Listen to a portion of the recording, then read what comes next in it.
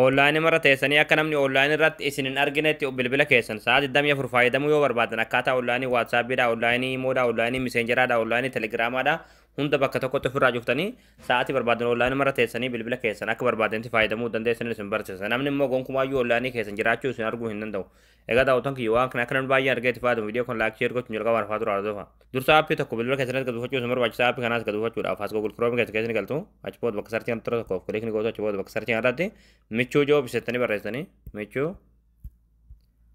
joobis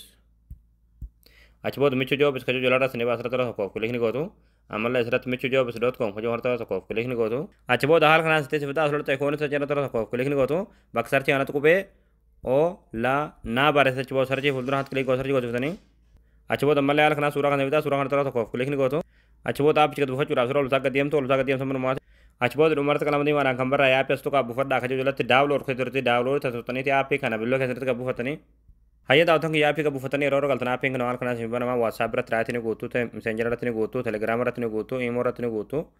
achi booda silatti next kilik gootan jechuudha aappii onlaayinii cufuu barbaadan hunda raayiti irratti guutaniiti hayya daawwattoon kiyya achi booda aappiin haala kanaas banama jechuudha amma booda meseejiin namni WhatsAppiin Messengeraan Telegiraamaan Imoon isin ergu hundi asirra dhufa jechuudha meseejii namaadhaa yoo barbaadan deebiftanii yoo barbaadan ammoo ilaaltaniitu dhiisuu dandeessanii garuu nama san biraa ilaalamee jiran jedhuuni onlaayinii jirallee hin jedhuun jechuudha aappii baay'ee tokko bareedaa ta'edha hundi keessanuu gad buufadhaa itti fayyadamaa